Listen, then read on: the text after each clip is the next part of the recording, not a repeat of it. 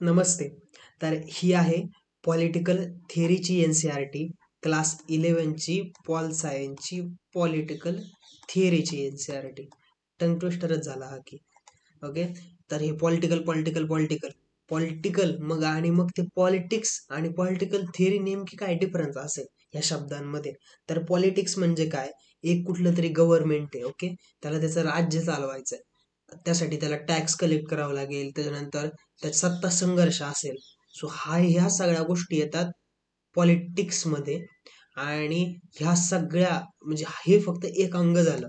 पण या व्यतिरिक्त गोष्टी असतील ना, जसं ज्युरी ज्युरी झाली किंवा वेगवेगळ्या कन्सेप्ट होत्या पॉलिटिक्समध्ये, आयडियाज आहेत की हे हक्क नागरिकांना मिळायलाच हवे. नागरिकांची सुद्धा बाजू येते, म्हणजे याच्यात फक्त आपण गव्हर्नमेंटची साईड कन्सिडर करतो, पण पॉलिटिकल थिअरी म्हणजे नागरिकांची सुद्धा कन्सेप्ट आपण कन्सिडर करतो. त्यानंतर डेमोक्रेसी, जस्टिस, लिबर्टी, पॉवर, ह्या ज्या व्हॅल्यूज आहेत यांचा अभ्यास म्हणजे पॉलिटिकल थिअरी. आणि तो अभ्यास कशातनं केलाय, तर हे जे पॉलिटिक्स झालंय त्यातनं अभ्यास केला आणि मग त्याची झाली पॉलिटिकल थिअरी. इतकं सोपं आहे. जसं काय की आता China trade war, so China सोबतचं जे ट्रेड वॉर चालतं, रशिया युक्रेनचं युद्ध आहे. ओके. तर हे हे आहे, हे याच्यामध्ये येतं, कशामध्ये, पॉलिटिक्समध्ये येतं. आणि पॉलिटिकल थिअरीमध्ये कार्ल मार्क्स असेल की त्यांनी तो डॉनच होता की डायरेक्ट दोन याच्यात जग वाटून दिलं. आधी काय होतं, समजा फक्त पैसावाला, की एक माणूस आहे. ओके. आणि इथं काही माणसं आहेत 2-3, आणि इथं छोटी छोटी लोक, काय किती गरीब लोक राहतात. सो कार्ल मार्क्सने सांगितलं, ही लोक स्वतःकडे पैसा ओढण्याचा प्रयत्न करतात, हा माणसाचा स्वभाव आहे, तुम्ही काय करा, हे उलटवून टाका. आणि मग जग डायरेक्ट बाजूला झालं की गरिबी हटाव देश बचाव करायचं का काय करायचं विषय, की पैसा वाढवत राहायचा देशातला आणि मग त्याच्यातनं लोकांचं जीवन सुधरेल. ओके. ही झाली थिअरी झाली एक, अशी पॉलिटिकल थिअरी. त्यानंतर एक स्टोरी करूयात मस्तपैकी, ह्या इव्होल्युशन कसं झालं. हे आपल्याला वाटतं ना, फ्रीडम, हे ते राईट्स वगैरे वगैरे, तर हे लगेच आता ऐकायला भारी वाटतं, पण ते स्टेप बाय स्टेप त्याचं इव्होल्युशन झालंय. ओके. म्हणजे जसं तुम्ही लहान असाल, हे तुम्ही आहेत. ओके. तुम्ही लहान होता, त्याच्यानंतर तुम्ही शाळेत जायला लागले, मग तुम्हाला तुमचं हळूहळू इव्होल्युशन व्हायला लागलं, की आधी तुम्ही फक्त खेळण्यासोबत खेळत होते, नंतर तुम्हाला बेसिक वाचायला यायला लागलं. वाचायला यायला नंतर तुम्ही थोडी मोठी पुस्तकं वाचायला लागली. त्याच्यानंतर तुम्हाला कळले, अरे स्पोर्ट्समध्ये किंवा सेल्फ इम्प्रूव्हमेंट पण महत्वाचे. मग तुम्ही इतर काही फॅक्टर, नंतर तुम्ही मोठे झाल्यात. सो त्यानंतर सुद्धा लागणार आहे की कार चालवायला शिकलात, लायसन काढलं, या वोट द्यायला सुरू केलं. सो हे इव्होल्युशन तुम्हाला जाणवणार नाही, पण ही 10-15 वर्षाची प्रोसेस आहे. ओके. आणि ही सोसायटीने आपल्याला करायला लावली.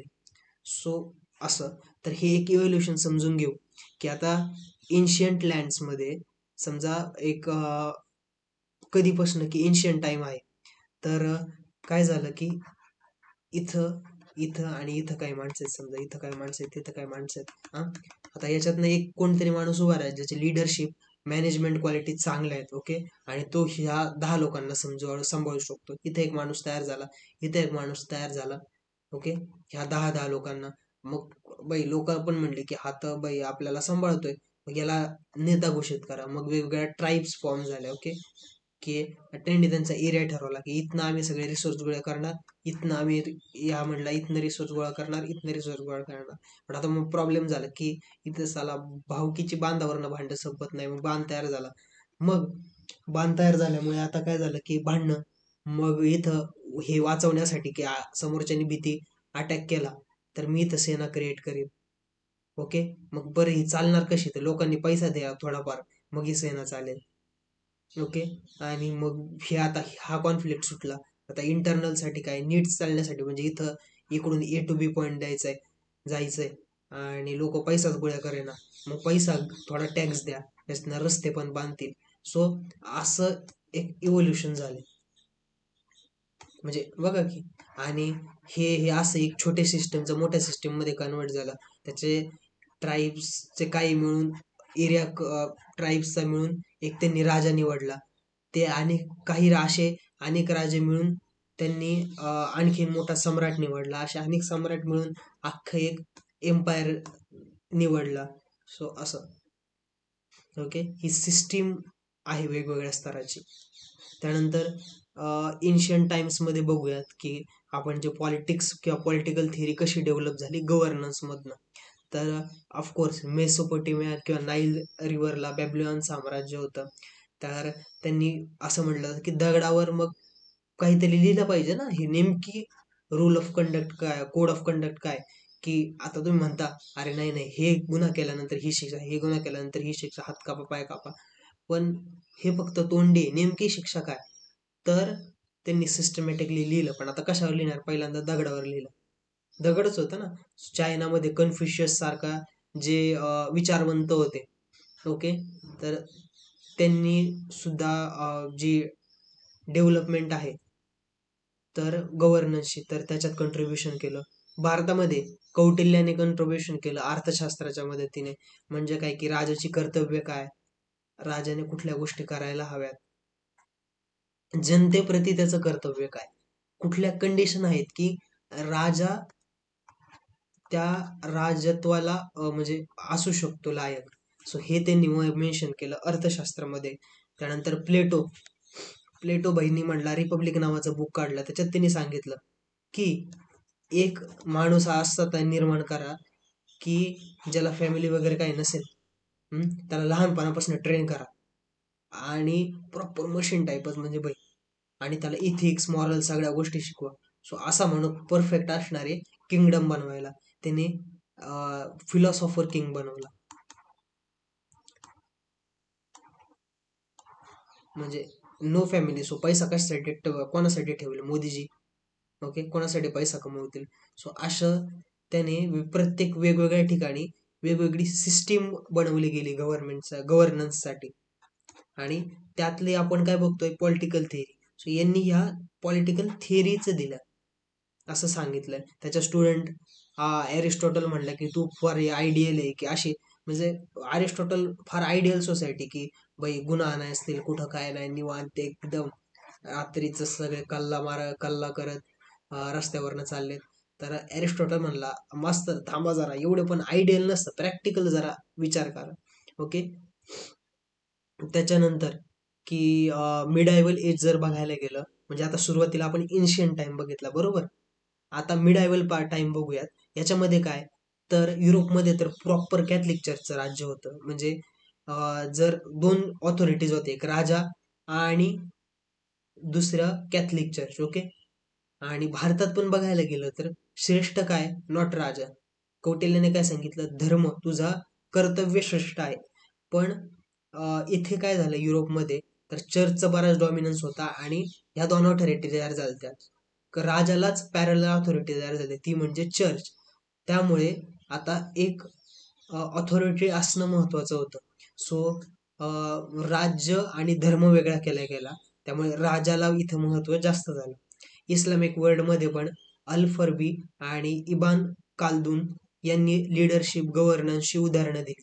अशोकाने सुद्धा याचं उदाहरण दिलं की धम्मा म्हणजे मोरल. आपल्या इथे तिथं राजाला महत्व दिलं, बट इथं अजूनही बुद्धिझम मध्ये सुद्धा की कर्म महत्वाचं होतं, मॉरल्स जे आहेत तत्व महत्वाची होती. हे असं इथपर्यंत इव्होल्युशन झालं.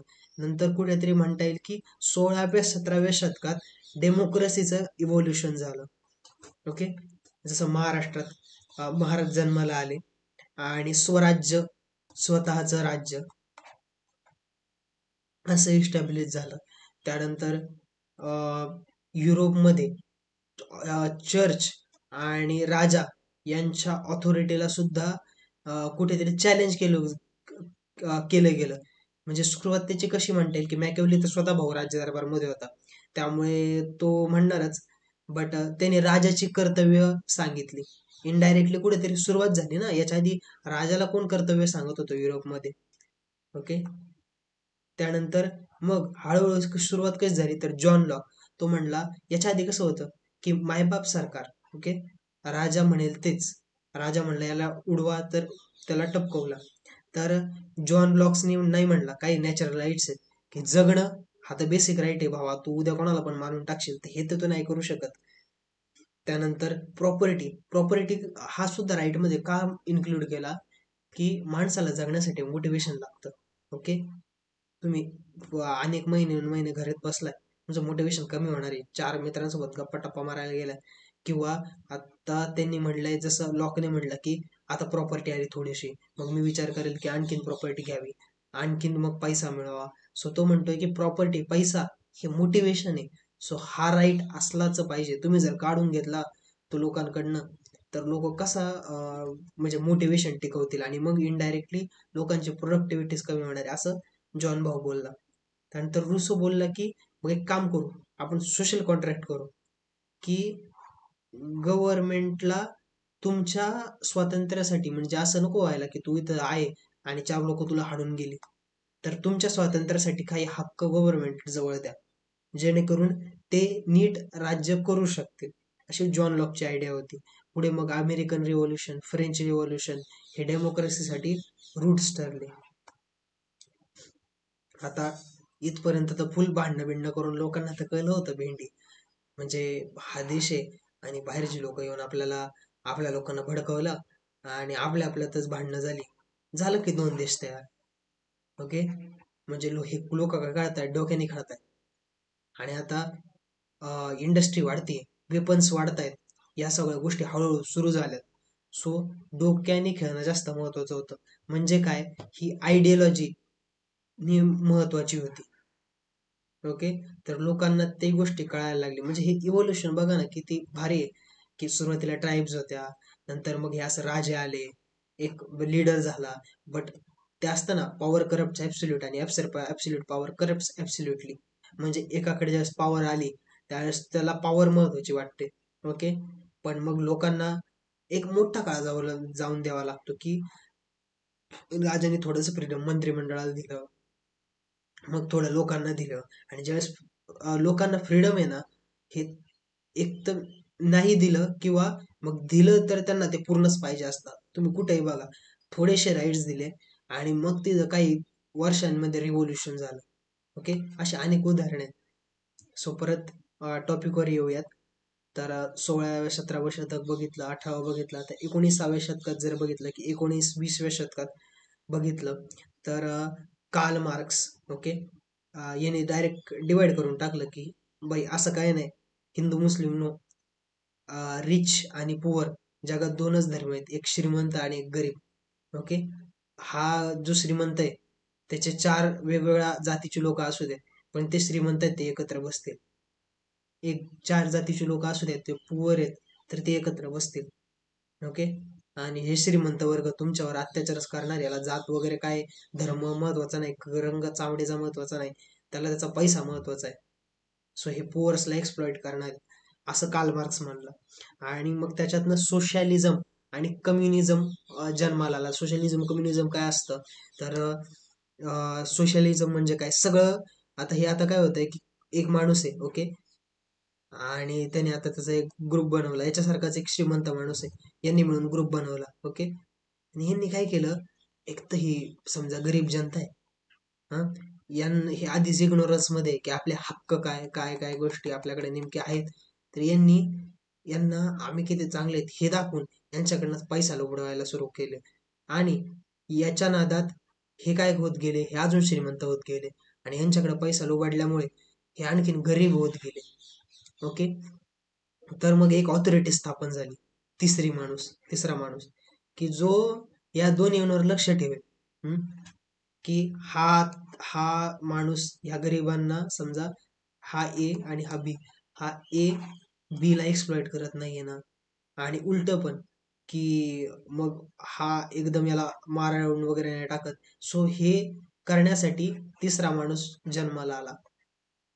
ओके, आणि मग तो गव्हर्नमेंट झाला, आणि त्याने सगळ्या गोष्टी, म्हणजे आता तुला काय वाटतं, की ह्या कंपन्या अत्याचार करतात, की एक काम कर, तू फक्त इथं काम करायचं, कंपन्या माझ्या मालकीच्या राहतील, म्हणजे कधी पण जर मला वाटलं की तू अत्याचार करतोय, तुला हाकलून देता येईल. ओके, हे याला बोलतात सोशलिझम, की गव्हर्नमेंट ओन आहे सगळं तिथल्या.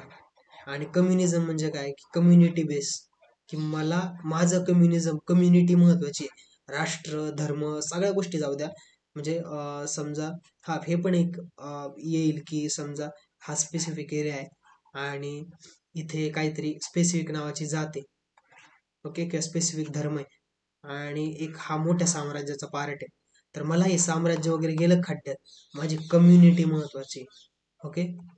सो याच्यातनं मग निर्माण झालं कम्युनिझम. आता मग हळूहळू करत काय आलं, 21st सेंचुरी, पूर्ण टेक्नॉलॉजीचं वर्ल्ड, ओके. प्रत्येकाला स्वतःची इकॉनॉमी वाढवायची, ग्लोबलायझेशन झालं. याच्यातनं मग आगेन की जो पॉवरफुल तो मग कमी पॉवरफुलला एक्सप्लोइट करेल, किंवा उलटही होतं की वेगवेगळ्या परिषदा भरवल्या जातात हे असं होऊ नये म्हणून, किंवा एन्व्हायरमेंटसाठी ह्या सुद्धा आतापर्यंत एन्व्हायरमेंट किंवा ह्युमन इमोशन ह्या गोष्टी फारशा कन्सिडर करत नव्हते. सो ते म्हणजे इमोशनल इंटेलिजन्स, सो तेही डायरेक्टली आलं गव्हर्नन्समध्ये डायरेक्टली म्हणतोय असं. बाकी ह्युमन सायकोलॉजी तर तेच तर आहे पॉलिटिकल थिअरी, ओके. आता हे बेस होता या सगळ्याचा, आणि आता चॅप्टर 1 वर येऊ. हे याच्या आता प्रॉपर तुम्हाला डेमोक्रेसी फ्रीडम हा पुढे एक एक चॅप्टर आहे प्रत्येकासाठी, ओके. आता डेमोक्रेसी म्हणजे काय की एक प्रिन्सिपल ऑफ गव्हर्नन्स आहे, ज्याच्यात कोणाला प्रत्येकाला रिप्रेझेंटेशन मिळावं, प्रत्येकाला, ओके. फ्रीडम म्हणजे त्यांनी म्हणलंय की एवढं सिंपल म्हणलंय की तुझ्या हक्क तुला मिळतील, त्याचं ऑपरेशन होणार नाही, ओके.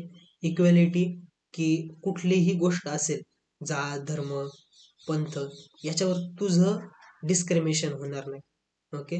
त्यानंतर जस्टिस, याला पण एक्सेप्शन्स आहेत. Justice focus on concept of moral rightness आणि लॉफुलनेस, जो लॉ बनवलाय त्या अंतर्गत, जे देशाचा जो लॉ आहे त्या अंतर्गत तुझ्यावर कधीच अन्याय होणार नाही, ओके. सो ते जस्टिस झालं. सेक्युलरिझम, युरोपच्या कन्सेप्टनुसार राज्य आणि धर्म हे वेगवेगळे होते. म्हणजे जे काय झालं की मी म्हणलं ना, कॅथलिक चर्च जास्त डॉमिनंट व्हायला लागला आणि राजा ह्या दोन ऑथॉरिटीज तयार झाल्या. मग काय की गव्हर्नन्स महत्वाचा होता राजासाठी, त्यांनी धर्माच्या मध्ये घुसायची गरज नाही, आणि धर्म डेली लाईफसाठी महत्वाचा होता. सो धर्माने धर्माचं काम करावं आणि राजाने राजाचं गव्हर्नन्सचं काम करावं. मग युरोपमध्ये सेक्युलरिझम तयार झाला. पण भारताचं सेक्युलरिझम वेगळं आहे की आता काय झालं की समजा ए किंवा बी मध्ये कोणावर तरी धर्माच्या बेसिसवर, कास्टच्या बेसिसवर अन्याय व्हायला लागला आणि तुम्हाला धर्म गव्हर्नन्स तर वेगळा आहे, हो दे अन्याय, असं नाही. भारताच्या सेक्युलरिझम हा पॉझिटिव्ह सेक्युलरिझम आहे की गव्हर्नमेंट इंटरव्हेन करेल आणि तुला तुझे हक्क मिळतील याची ॲश्युरिटी करेल, ओके. हे अगेन मग हे पॉलिटिकल थिअरी जसं एक नळ त्यांनी कन्सिडर केला, त्यातून वाहणारे डेमोक्रेसी फ्रीडम इक्वेलिटी जस्टिस, मोठा स्पेअर म्हणजे पॉलिटिकल थिअरी, आणि मग त्यात गव्हर्नन्स एक पार्ट आहे, डेमोक्रेसी फ्रीडम जस्टिस हे त्याचे सब पार्ट आहेत, ओके. हे काही पाय डायग्राम आहे की इनकस्टचे ऍप्लिकेशन ऑफ फ्रीडम आणि इक्वेलिटीचं ऍप्लिकेशन काय आहे, की वेगवेगळ्या सेक्टरल डिस्पॅरिटीज, म्हणजे वुमेन असेल की वुमेनने हे कामच करावं, मेनने हेच काम करावं, ह्या ज्या सेक्टरल डिस्पॅरिटीज आहेत हे दाखवलंय. त्यासोबतच ओव्हरऑल ग्लोबल चेंज सुद्धा होतोय, ते त्यांनी म्हटलंय की जसं नवीन न्यू डायमेन्शन थ्रेट येत आहेत फ्रीडमला, हे तुला कळत नाहीये, पण सोशल मीडिया इनडायरेक्टली तुझं मत बनवत आहे त्याला पाहिजे तसं. म्हणजे काय झालं की तुझ्या विचारांच्या फ्रीडमवर त्याने हल्ला केलाय. सो असे ग्लोबल चॅलेंजेस सुद्धा येत आहे, ओके. हे काय दिलंय त्यांनी, changing interpretation of freedom, right to life, म्हणजे सुरुवातीला फक्त होतं की राईट टू लाईफ तुला जगून द्यायचं म्हणजे तू फ्रीड झालास की, राजाचे अधिकार राजाला बाई, म्हणजे तुम्ही विचार करा तू राजा आहेस आणि सगळं तुझ्या मनाप्रमाणे कोणी हुकाचू करत नाही, आणि अचानक एक दिवस येऊन म्हणला की तू कोण आहेस रे, मला कमीत कमी माझा जगण्याचा अधिकार माझ्याकडे, तर तो राजा काय करेल, ओके.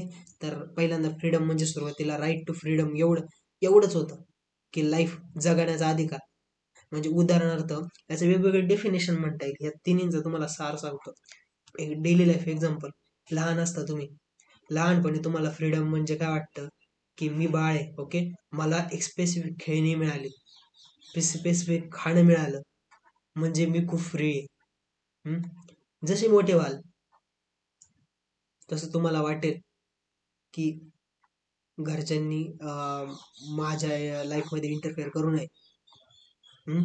आणि मला मित्रांसोबत गप्पा-टप्पा करून द्यावा, म्हणजे मी फ्री आहे. नंतर तुम्हाला कळतं, ज्यावेळेस तुमची एज होईल, की माझ्या जबाबदाऱ्या सांभाळणं, ओके, आणि त्यातून जो वेळ मिळेल, सो ते माझं फ्रीडम आहे. आणि मरताना काय कळेल, की अंतिम सत्य हे हेच फ्रीडम आहे.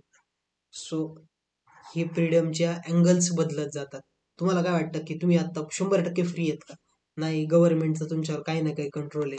तुम्ही उद्या कोणालाही उठून-सुटून मारू शकता काय? नाही. म्हणजे गव्हर्नमेंटचा कंट्रोल आहे, तुम्ही कम्प्लिटली फ्री आहेत का? नाही. तर ह्या सुद्धा याला काय बोलतात? नेमकी हे तुम्हाला माहिती होईल.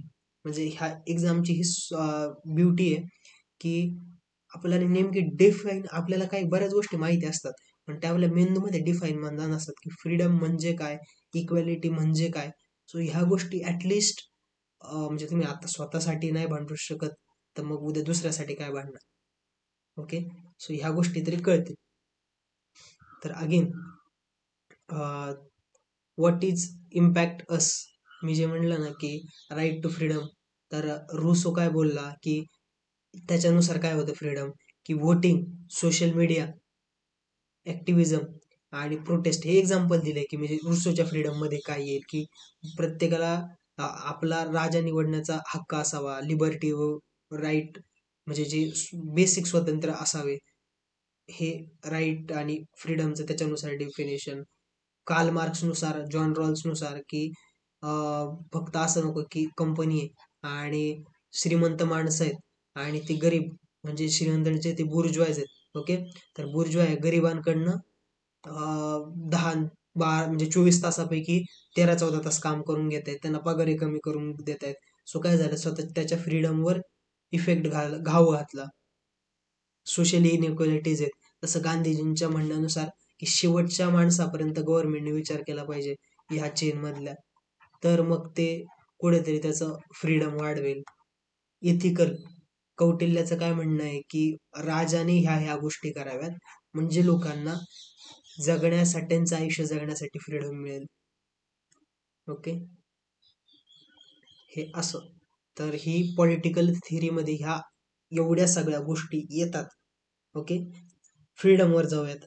फ्रीडम फ्रीडम करून आता याचं इव्होल्युशन कसं झालं स्टेप बाय स्टेप बघू. की एन्शियंट स्पेसिफिक रोम किंवा ग्रीसमध्ये म्हणता येईल, की सॉक्रेटस आणि अरस्तू पण म्हणतात त्याला, असे थिंकर्स जन्माला आले.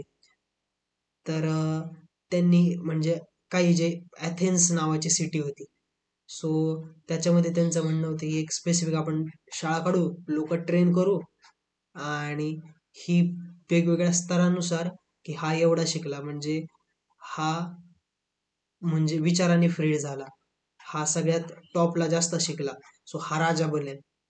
याला ह्या गोष्टी सॅक्रिफाईस कराव्या लागतील, म्हणजे काय होईल, याला याचं फ्रीडम मिळेल. सो असं बदलत गेलं, हे एन्शियंट ग्रीसमध्ये होत गेलं. भारतामध्ये मी जसं म्हणलं, उदाहरणार्थ कौटिल्य घेतलं आपण, की अगदी धनानंद धनाचा लालची होता, मग कौटिल्याने त्याला हरवलं आणि गव्हर्नन्स नीट करून दिलं, की लोकांवर टॅक्सेस कमी केले आणि नीट गव्हर्नन्स केला. सो याच्यातनं काय झालं, हे एक चुकीच्या व्यवस्थेतनं फ्री झाले. ओके. तर हा काळ तर असाच राहणार, की राजा राजा ऍक्शन करेल आणि त्यातनं मग लोकांना ते फ्रीडम मिळेल. ओके. राजाने काही ऍक्शन नाही घेतली, त्याच्या मनावर वाटलं की फुल एकदम अत्याचार, तर मग तुमचं फ्रीडम गेलंच. सेम इथे पण मिडावेल इंडियामध्ये तेच. त्यानंतर एक रेनेसॉन्सचा पिरियड आला. रेनेसॉन्स म्हणजे काय, क्रांती, एनलाइटमेंट. तर त्याच्यामध्ये मग जॉन लॉक असेल किंवा रुसो असेल, मॉन्टेक्यू असेल, त्यांनी पॉवरचं डिवाइड केलं, की हे सेक्टर हेच काम करेल, एक फक्त न्याय देण्याचं काम करेल, राजा हेच सगळं करणार नाही किंवा तो सेंट्रल ऑथॉरिटीला तोच असेल. ओके. हे डिवाइड केलं म्हणून वेगवेगळे, त्यामुळे फ्रीडम लोकांना मिळेल. जॉन लॉक म्हणला ऍटलीस्ट जगू दे तरी भावांनो माणसांना. आता एक माणसाने जॉन लॉकला विचारलं समजा की, आणि हे एक किस्सा आहे की त्या म्हणला की मग एक काम करू, मी तुम्हाला तुमच्या चेहऱ्याजवळ तलवार घेतो की तुमच्या गळ्यावर तलवार ठेवतो, मग मी पण फ्रीच आहे की. तो म्हणला नाही. जॉन लॉकचं फेमस स्टेटमेंट आहे की तुझी स्वातंत्र्यता, फ्रीडम, ओके, लिबर्टी तिथं संपते जिथून माझं नाक सुरू होतं. ओके, म्हणजे पर्सनल स्पेअर वेगळा केला त्याने आणि पब्लिक स्पेअर वेगळा केला, ते बघू आपण. 19th सेंचुरीमध्ये काय की आता समजा बाई, म्हणजे एक प्रथा बनून जाते ना, की जसं गोरी चमडीवाले लोक आहेत त्यांना वाटतं ब्लॅक म्हणजे स्लेव्ह, आपले गुलाम, आणि ही नॅचरल गोष्ट आहे, याच्यात वेगळं काही नाही. जी गोष्ट एकदा चुकीची प्रथा जरी असली ना, आणि तिला वर्षानुवर्ष अनेक मोठा पिरियड जरी गुंतून गेला, म्हणजे होऊन गेला, त्यावेळेस ती चुकीची गोष्ट पण बरोबर वाटायला लागते आणि ठीक आहे, नॉर्मल वाटून जाते. आणि त्याचे ते बिलीफ लोकांच्या डोक्यात न काढणं हे अवघड होऊन जातं. सो हे एक होतं. मग लेबरवर अन्याय व्हायला लागला, तर ऑफकोर्स काही लोकांवर अन्याय व्हायला लागला. मग त्यांनी काय केलं की हे एक दोन लोक अन्याय करतायत, हे आपण तर जास्त लोक भेंडी, तरी पण हे त्यांच्या विचारांच्या जोरावर आपल्यावर अन्याय करतायत. सो आपण मिळून एक कोणतरी याच्यातला त्यातल्या त्यात लीडर उभा राहतो आणि एक युनियन बनवतो. मग लेबर युनियन्स फॉर्म झाल्या. मॉडर्न एरामध्ये तर टेक्नॉलॉजी आली, सोशल मीडिया आलं. सो ज्या कंट्रीज समजा की त्यांचे जसं नॉर्थ कोरिया, पण सोशल मीडियाद्वारे त्यांना कळालं की अरे भाई, दुसऱ्या देशात असं पण चाललंय, इतके लोकांना अधिकार आहेत, त्यामुळे अवेअरनेस वाढला. सो असं आहे. आता त्यांनी एक दोन केस स्टडीज दिल्यात. एक म्हणजे नेल्सन मंडेला, हे 27 वर्ष जेलमध्ये होते. ओके, पण यांनी पर्सनल फ्रीडमचा सॅक्रिफाईस केला दुसऱ्यांच्या फ्रीडमसाठी. त्याच्यानंतर ऑंग सोन सुकी यांनी गांधीजींच्या जी नॉन व्हायलन्स पॉलिसी होती त्याला त्यांनी उच्च मानलं आणि त्यांना बऱ्याच वेळ हाऊस अरेस्टमध्ये सुद्धा ठेवलं गेलं.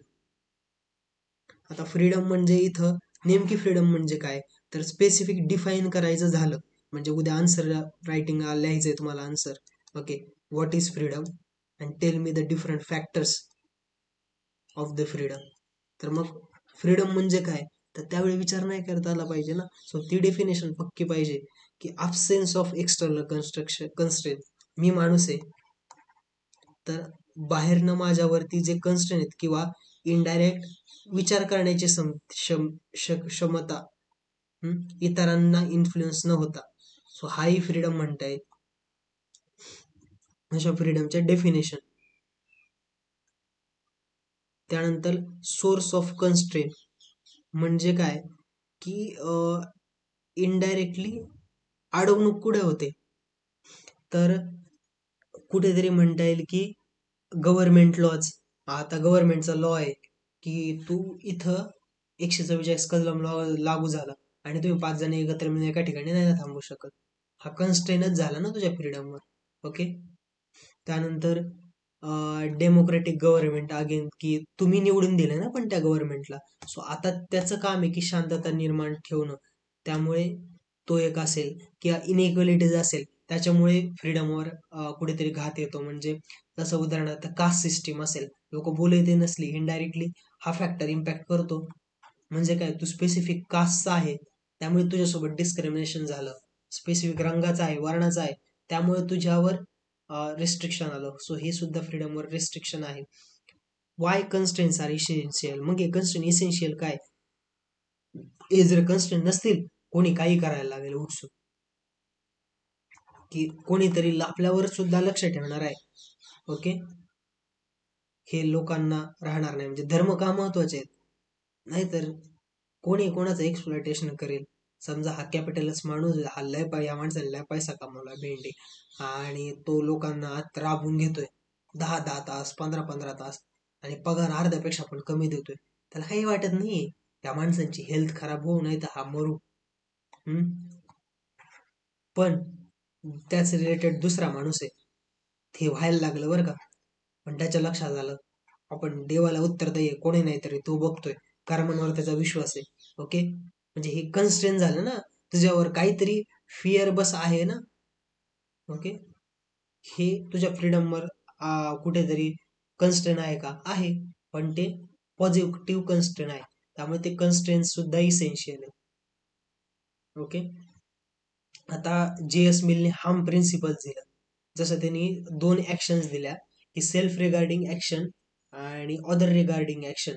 तर मी जे मगाशी एक म्हणलं की तो भाई काय म्हणला की माझी फ्रीडम कुठून सुरू होते किंवा तुझी फ्रीडम कुठं संपते, जिथं माझं नाक सुरू होतं. म्हणजे काय, सेल्फ रिगार्डिंग ऍक्शन, ज्याच्यावर फक्त जी माझ्यापुरती सीमित असेल, त्याच्यात मग गव्हर्नमेंट इंटरव्हेन्शन करू शकत नाही. पण अदर रिगार्डिंग ऍक्शन, ज्याने लोकांचं सुद्धा नुकसान होतंय. उद्या तुम्ही चौकात उभं राहिले आणि बॉम्ब गुंडाळून जाता, तुम्ही म्हणाल उडू दे साला, माझं शरीर आहे. नाही, लोकांचं सुद्धा याच्यात नुकसान होतंय. सो हे अदर रिगार्डिंग ऍक्शन आहे, याच्यावर गव्हर्नमेंटचं कंट्रोल असणार आहे, असं JS मिलचं म्हणणं. आता लिबर्टीमध्ये पण 2 टाईप केले त्यांनी सांगितले, निगेटिव्ह लिबर्टी आणि पॉझिटिव्ह लिबर्टी. आता याच्यात काय होतं की सुरुवातीला ऑब्स्ट्रॅक्ट कन्सेंट म्हणजे काय की तुमच्या ह्याच्यात अडचण येऊ नये म्हणून तिसरा माणूस काम करतोय, government. Okay. Specific SC ST ना समजा आरक्षण देते की त्यांना काहीतरी काय बोलता येईल, त्यांना इतर कोणाकडून प्रॉब्लेम येऊ नये याची काळजी घेते. ओके. पण त्यामुळे इन्स्ट्रक्ट काय इंटरफरन्स करते. पण पॉझिटिव्ह लिबर्टी काय, आता समजा त्याच्यासाठी स्कीम राबवते, कुठलं तरी एज्युकेशन देते गव्हर्नमेंट. ओके. तर हे काय करते, पॉझिटिव्हली बिल्ड करते लोकांना. सो ही पॉझिटिव्ह लिबर्टी झाली आणि ही निगेटिव्ह लिबर्टी झाली की एक्सटर्नल इंटरफरन्स असेल आणि याच्यात प्रॉपर सेल्फ रिअलायझेशन असेल. त्यामुळे ते नावावरूनच कळतं ना, पॉझिटिव्ह आणि निगेटिव्ह लिबर्टी. ही तुमची लिबर्टी वाचवण्यासाठी कोणीतरी तिसरा हात काम करतो. फ्रीडम ऑफ एक्सप्रेशन हे मिलने सांगितलं, तर त्याच्यानुसार फ्रीडम ऑफ एक्सप्रेशन फार महत्वाचं आहे, ते रिस्ट्रिक्ट नाही झालं पाहिजे. ओके.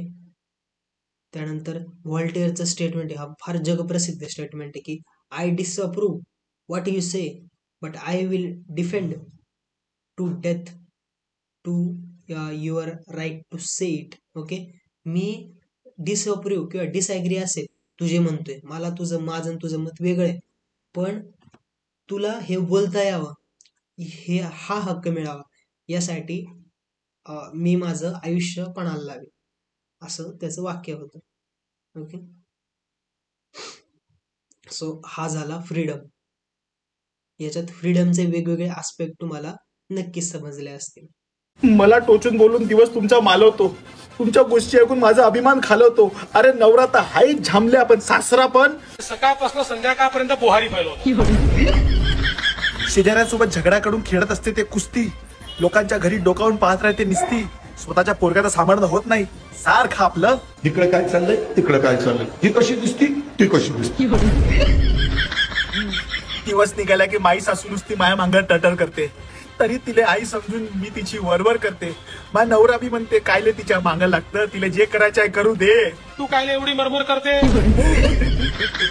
माई किती बी बदनामी करा मी काय तुम्हाला भेट नाही, माई किती बी बदनामी करा मी काय तुम्हाला भेट नाही. अरे मायाबद्दल गावात तुम्ही पोंगा घेऊन बी फिरा, तरी त्याच्यावर मी कॉमेंट्स देत नाही. No comments. A few moments later.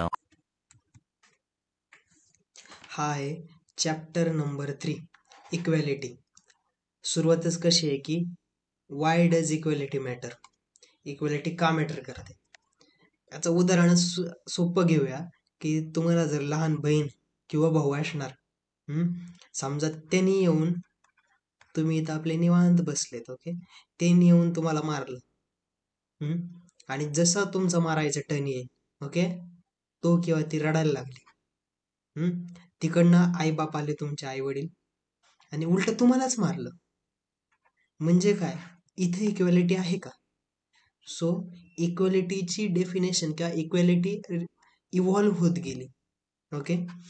तर सगळ्यात पहिल्यांदा की ती एक पॉलिटिकल कन्सेप्ट म्हणून कशी आहे की every individual possesses equal worth regarding of their gender, race, colour, nationality. Okay. राजकीय दृष्ट्या इक्वेलिटी कशी म्हणता येईल, तर त्याची डेफिनेशन म्हणजे प्रत्येक इंडिव्हिज्युअलकडे संपत्तीच्या बाबतीत त्याच्यात डिस्क्रिमिनेशन केलं जाणार नाही. म्हणजे काय की सगळ्यांसारखी संपत्ती गव्हर्नमेंटचं काम आहे का, नाही. तर जेंडर, रेस, कलर, नॅशनॅलिटी ह्या गोष्टींवरनं तुम्हाला वेगळ्या काही फेस करावं लागणार नाही किंवा अडचण फेस करावी लागणार नाही. तर आता एक फिल्म होती की आय थिंक स्वदेश. स्वदेशमध्ये एक सीन आहे की खूप भारी सीन आहे की शाहरुख खान फॉरेनवरनं भारतात येतो. सो कास्ट सिस्टीमचा त्याला एक इश्यू दिसून येतो की एक सूत कामगार हा चांगलं त्याचं वर्क चालू असतं, बट तो फक्त वेगळ्या कास्टचा आहे म्हणून त्याला लोकांनी गावाच्या बाहेर काढलं असतं. हा बाई फुल आजीने कर्ज दिलेलं असतं, कर्ज वगैरे घ्यायला जातो आणि मग ही परिस्थिती बघून त्यालाच वाईट वाटतं आणि तोच त्याला पैसे देतो. त्यावेळेस त्याला कळतं की हा तर याच्याकडे वर्क आहे, याच्याकडे स्किल आहे, पण हा वेगळा कास्टचा आहे म्हणून लोकांनी याला गावाच्या बाहेर काढून दिलं.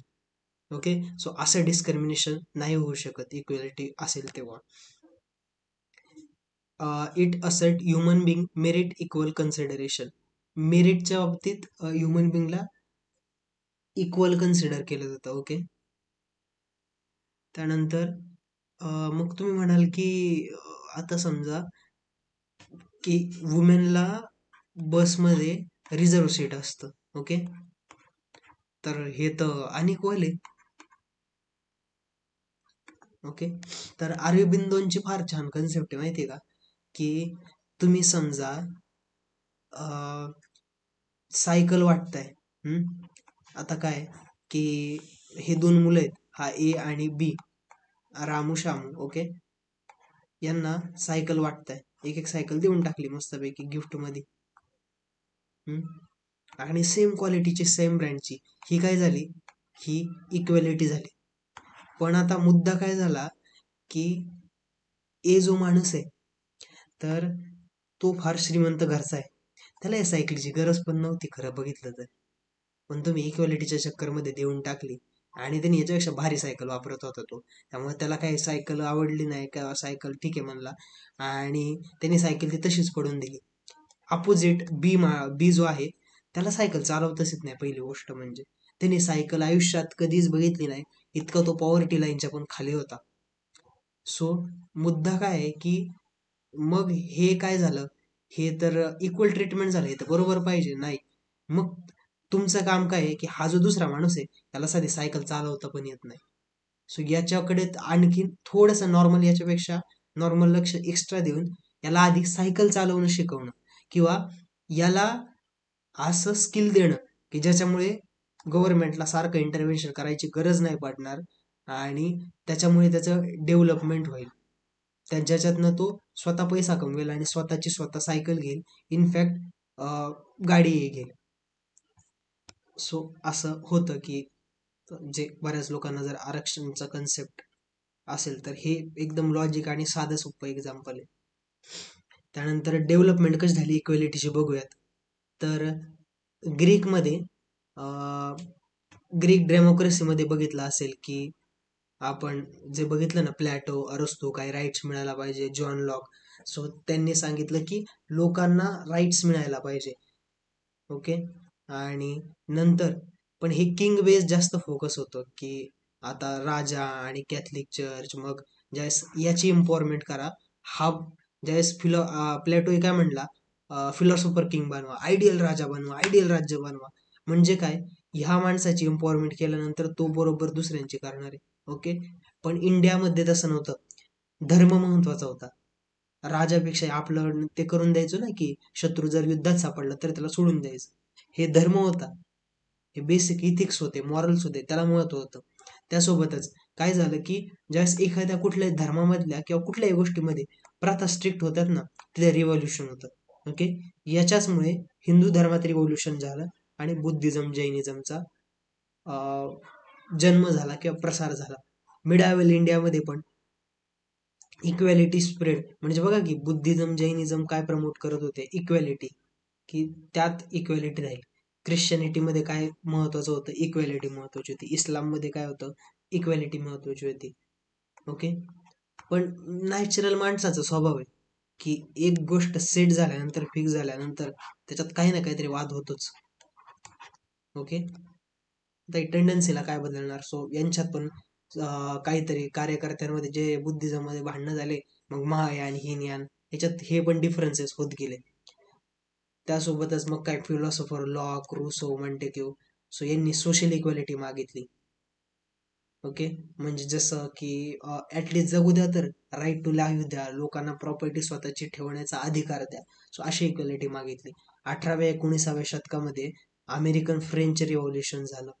ओके, त्याच्यामध्ये स्लेव्हरी संपवून टाकली की जे ब्लॅक्सला स्लेव्ह असणं, काळा माणूस, ओके, हा अमेरिकनचा अधिकार आहे. सो हे संपून गेलं, किंवा गोऱ्या माणसाचा अधिकार आहे हे संपून गेलं. 20व्या शतकामध्ये संपून गेलं, म्हणजे त्याच्या विरुद्ध ऍटलिस्ट आवाज तरी उठला. याच्या आधी हे लोकांना राईट वाटायचा. Universal human right, civil movements, end of colonialism, म्हणजे 20व्या शतकात कॉलोनियलिझमचा अंत व्हायला सुरुवातच झाली थोडक्यात. की जो साम्राज्यवाद आहे की आम्ही साम्राज्य आहोत ते ग्रेट, राणीचं साम्राज्य, त्याच्यावरचा साम्राज्यावरचा सूर्य कधी उतरणार नाही. सो हे साम्राज्य संपले. कॉलोनियलिझम, साम्राज्यवाद किंवा त्याला इम्पेरियलिझम म्हणतात. ओके, त्यानंतर 21व्या शतकामध्ये अगेन लोक आणखीन पुढे गेली, जसं LGBTQ राईट असतील, डिजिटल अवेअरनेस वाढला, लोकांना कळायला लागले की अरे अमेरिकेमध्ये किंवा भारतामध्ये लोकांना एवढी फ्रीडम आहे. मग पाकिस्तानच्या लोकांनी एखादा व्हिडिओ बघितला आणि त्याला वाटलं आई शपथ, ये तो नया वाला स्कीम चल रहा है. मग त्यांनी फ्रीडमसाठी 1-2 मुवमेंट केल्या. ओके, असं, आणि तिथल्या मार्मिन सप्रेस करून टाकल्या. हवे का भागे, पण ठीक आहे. What is equality? इक्वॅलिटी काय? No society treat all members equally in every circumstances. Okay, आतापर्यंत आपण बघितले इव्होल्युशन कसं झालं इक्वॅलिटीचं. कुठली सोसायटी प्रत्येक माणसाला इक्वल नाहीच कन्सिडर करू शकत.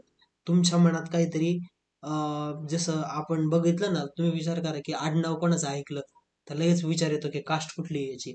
ओके, आता कमी झालंय बट तरी आहेच अजून. त्यासोबतच जसं राष्ट्रपती असतील, प्रधानमंत्री असतील, ह्या माणसानं देश चालवायचा आहे, ही महत्वाची माणसं आहेत. सो काही गोष्टींमध्ये यांना डिस्क्रिमिनेशन आहे, यांना एक्स्ट्राचं फेवर आहे.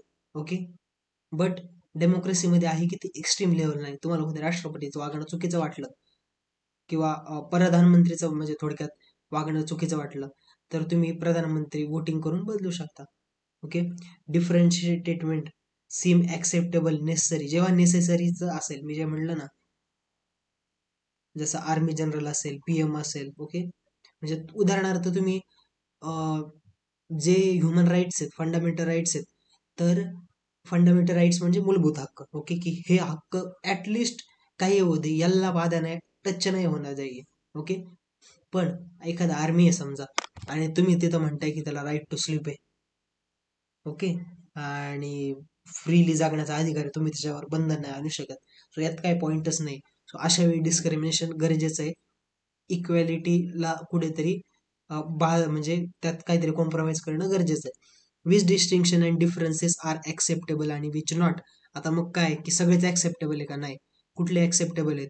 अनऍक्सेप्टेबल form of equality treat differently simply because the religion, race, caste, gender. हे फंडामेंटल राईट्स मध्ये सुद्धा मेन्शन आहे. यावर तुम्ही डिस्क्रिमिनेशन नाही करू शकत एखाद्याला. Okay, ideal equality does not entail elimination of all differences.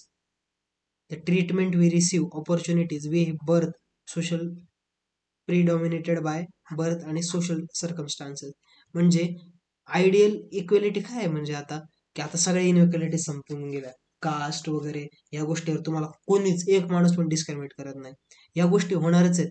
Okay, पण गव्हर्नमेंट जी बॉडी आहे तर त्याने तुम्हाला जी इक्वॅलिटीचं वचन दिलंय की ह्या स्पेसिफिक ABCD गोष्टींवर तुला नक्कीच होणार नाही, तर तिथे डिस्क्रिमिनेशन नाही व्हायला पाहिजे. ओके, हे लक्षात घ्या. त्यानंतर नॅचरल इनइक्वॅलिटीज, जसं कास्ट वगैरे नॅचरल आहे ना, की तुम्ही कुठल्या घरात जन्माला याल. सो ह्या काही नॅचरल इनइक्वॅलिटीज, आणि त्याच्यात स्पेशल म्हणजे सोशल, सामाजिक जे लोकांच्या मनात बसले की हे असं इनइक्वल आहे. जसं वुमेनचं असेल, गोरी चमडी किंवा काळी चमडी, रेसिझम असेल. ओके, हा म्हणजे हे सांगून देतो बेसिक, पण तरी पण की युरोप आपल्या इथं कास्टिझम जास्त चाललेलं, सो त्याच्यात रिव्होल्युशन झालं, म्हणजे जातीभेद असं. आणि युरोपमध्ये स्लेव्हचा व्यापार भरपूर व्हायचा, की आफ्रिकेतनं माणसं आणली जायची आणि त्यांना स्लेव्ह बनवायचं.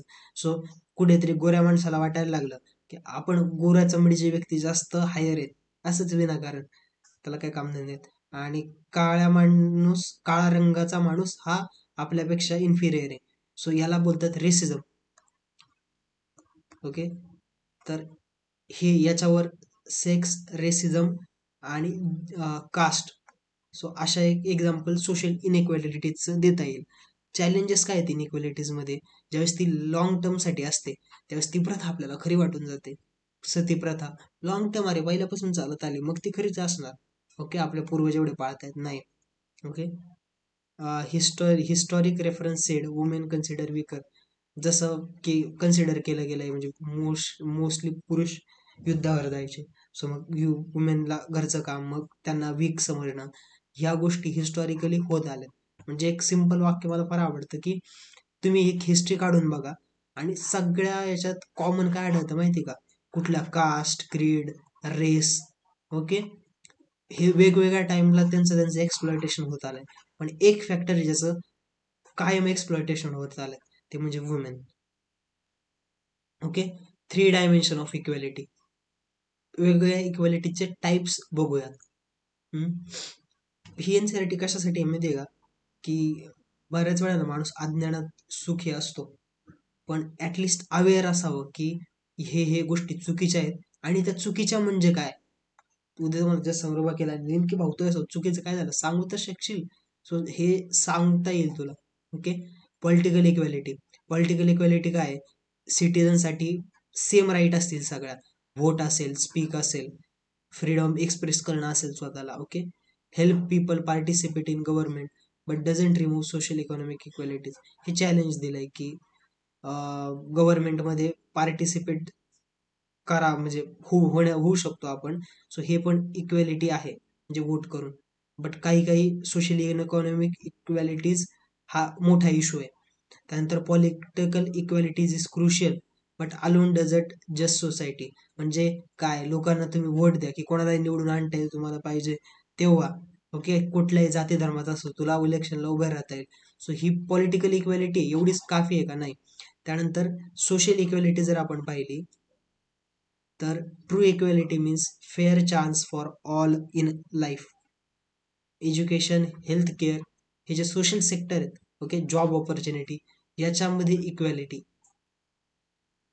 म्हणजे सोशल इक्वॅलिटी, आणि याच्यामध्ये फेअर चान्स देणं हे सोशल इक्वॅलिटीमध्ये महत्वाचं आहे. Legal equality is start but need social आणि economic support. Okay, legal equality द्याल हो तुम्ही की लॉ बनवाल हे असं, बट लोक मागे अजूनही त्या प्रथा जर फॉलो करत असेल, सती प्रथा, तुम्ही अगदी लिगली सांगा की आता बंद, बट त्यालाही वेळ लागला ना सती प्रथा जायला. आत्ता कुठे, म्हणजे कितीतरी वर्षांपूर्वी 2000 पर्यंत, 1900 समथिंग 2000च्या जवळपर्यंत लास्ट सती मिळाली की ह्यांना अग्नीत उडी मारावी लागली. सो याला एक सामाजिक ऍक्सेप्टन्स सुद्धा, सोशल, सामाजिक म्हणजे काय, आता सोशल ऍक्सेप्टन्स सुद्धा हवा आहे. ओके, इकॉनॉमिक इक्वॅलिटी, नाही तर असं होतंय की कार्ल मार्क्स म्हणायचा की जर उदाहरणार्थ एक हिंदू असेल आणि मुस्लिम असेल, ओके, तर हिंदू रिच आणि मुस्लिम रिच हे काय मित्रांना एक्सप्लॉइट करतील, पुअर हिंदूला आणि पुअर मुस्लिमला एक्सप्लॉइट करतील मिळून. सो तिथं त्यांचा धर्म वगैरे हे महत्वाचं नाही येणार. सो अशी इकॉनॉमिक इनइक्वॅलिटी आहे. त्यामुळे म्हणजे, आणि याच्यात काय होतं की पुअर अजून पुअर होत चाललेत आणि रिच आणखी रिच होत चाललेत. सो हे चुकीचं आहे आणि हे अचीव केलं हवं की इकॉनॉमिक इक्वॅलिटी कमी व्हायला हवं. आता आपण काय बघितलं इथे, डायमेन्शन्स बघितले. त्यानंतर बघूयात पॉलिटिकल आयडियोलॉजीज ऑन इनइक्वॅलिटी. इनइक्वॅलिटीवर पॉलिटिकल आयडियोलॉजीज काय आहेत आणि त्यांनी काय म्हणलंय. मार्क्स तर डायरेक्ट म्हणलं होतं की 2 क्लास आहेत, ओके, एक रिच आणि एक पुअर. हे जो आहे हे बुर्जुआज आहेत. ओके, मी जे आता म्हणलं मार्क्सचं उदाहरण दिलं, तर हे यांनी काय करायचं, हे आणि पुअर, ओके, तर पुअर यांनी एक रिव्होल्युशन करा, यांच्या अगेन्स्ट. ओके, आणि हे नॅचरली होणार आहे की ज्यावेळेस ते म्हणतात ना, ही नॅचरल गोष्ट आहे की ज्यावेळेस अत्याचार होतोय होतोय एका माणसावर होतोय होतोय होतोय होतोय, एक दिवस त्याचं एक्सप्लॉइट होणार आहे तो. ओके, आणि यांच्या विरुद्ध रिव्हॉल्युशन करणार आहे. सो पुअर रिव्हॉल्युशन करेल आणि बुर्जवाजची जागा घेईल आणि बुर्जवाज मग हे ह्या जागेवर येतील. ओके, सो असं मार्क्स म्हणतो.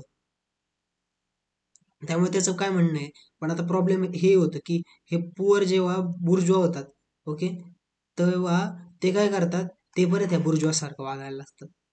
ओके, त्यामुळे एक तिसरा माणूस आणा. ओके, हे मार्क्सिझम मध्ये, ओके, मार्क्स सपोर्ट करत होता याला असं नाही, तर तिसरा माणूस आणा जो ह्या दोघांकडे लक्ष ठेवेल. ओके, यांनाही जास्त एक्सप्लॉइट करून देणार नाही, आणि उलट जर झालं तर अगेन की यांच्यावर परत कंट्रोल ठेवेल. लिबरलिझम बघूया त्याच्यानंतर. लिबरलिझम इनइक्वालिटीजवर काय म्हटलं, तर लिबरलिझम फ्री कॉम्पिटिशनवर बिलीव्ह करतं. म्हणजे काय, मार्केट हा फ्री हँड आहे, तो त्याच्यानुसार बरोबर ऍडजस्ट होतो. उदाहरणार्थ की मार्केटमध्ये आता कांदा तर काय होईल की कांद्याचा भाव फार जास्त आहे, सो म्हणजे कमी आहेत सॉरी, सो एक ए माणूस आहे, तो ह्या गोडाऊन मध्ये कांदा स्टोअर करेल. ओके, जशी कांदा असं अनेक लोक करतील, मग काय होईल, कांद्याची शॉर्टेज होईल, आणि मग काय होईल की जेव्हा शॉर्टेज होईल तेव्हा मार्केटमध्ये कांदा बाहेर काढतील. ओके, याला प्राइस जास्त मिळणार आहे. असं मार्केट त्यांचं म्हणणं आहे की बॅलन्स करतं स्वतःला. एक उदाहरण झालं फक्त.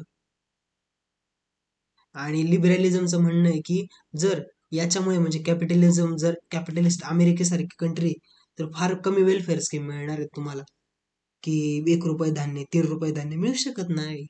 बट त्यांचं असं म्हणणं आहे की मग असं बघा, सेकंड साइड अशी बघा की याच्यामुळे ओव्हरऑल पैसा मिळतोय जनतेमध्ये, अमेरिकेच्या जीडीपी मध्ये पैसा येतोय, आणि त्याच्यामुळे ओव्हरऑल जनतेचं आयुष्य सुधारतंय. सो असं एक लिबरलिझमचं म्हणणं आहे, उदाहरणातून दिलं. आणि फेमिनिझमचं तर म्हणणं आहे की वुमेनला कधीही दरवेळेस हिणवलंच गेलंय पॅट्रियार्कल माइंडसेट सिस्टीममुळे. ओके, आणि ती सिस्टीम बदलायला पाहिजे. त्यानंतर हाऊ टू प्रमोट इक्वॅलिटी. मग इक्वॅलिटी प्रमोट कशी करायची. ओके, असे प्रॉब्लेम आहेत इनइक्वॅलिटीचे, तर ते प्रमोट कशी करायची. पहिल्यांदा फॉर्मल इक्वॅलिटी म्हणजे काय, की जर सर्टन ग्रुपलाच चान्सेस मिळत असतील तर मग लॉज करा, आणि लीगल किंवा मग फॉर्मल इक्वॅलिटी तयार करा, आणि religion, caste, sex, birth place याच्यावरनं अनइक्वॅलिटी पसरणार नाही याची काळजी घ्या. Okay, equality to differential treatment म्हणजे काय, काही इक्वल्स आहेत, सॉरी, काहींना अनइक्वली ट्रीट करा, म्हणजे आरक्षण थोडक्यात. ओके, जसं आता 33% वुमेन्सना लोकसभेत सीट रिझर्व होईल. त्यानंतर अफर्मेटिव्ह ऍक्शन, अगेन रिझर्वेशन सारखं असेल. ओके, त्यानंतर equal right versus equal treatment. Rights आणि मग ट्रीटमेंट, इक्वल ट्रीटमेंटमध्ये काय डिफरन्स आहे, तर इक्वल राईट्स म्हणजे काय, equal consideration, opportunities, education, job, याच्यामध्ये ह्यासारख्या गोष्टींमध्ये इक्वल ऑपॉर्च्युनिटीज सगळ्यांसाठी तयार करणं. ओके, आणि डिफरन्शियल ट्रीटमेंट म्हणजे काय, की some time necessary to provide fair chances, म्हणजे SC ST ना समजा आरक्षण दिलं, कारण की पुअरच्या बाबतीत बघितलं तर मग हा यांचा रेशो जास्त आहे ओव्हरऑल इंडियाच्या पॉप्युलेशनच्या. सो इथं डिफरेन्शियल ट्रीटमेंट पाळणं हे एक म्हणता येईल.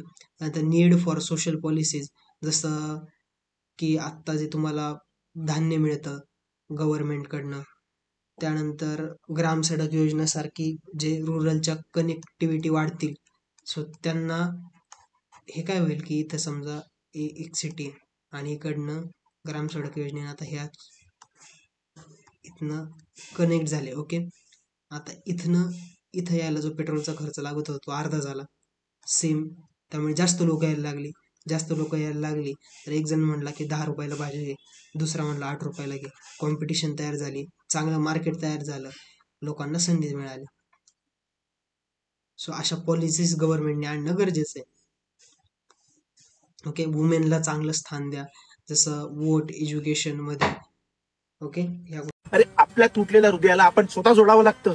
तिचं नाव आयुष्यातून नेहमी खोडावं लागतं. तर सुरुवात करायची नवीन जीवनाची, तर थोडा ब्रेक घेऊन थोडं थांबावं लागतं, अजून पुढे जावं लागतं, थांबावं लागतं, पुढे जावं लागतं. तू नसताना 10 वेळा ते आपल्या बेस्ट फ्रेंडला जाऊन भेटन, 10 जागी तोंड मारून ते पिझ्झा बर्गर रेटन.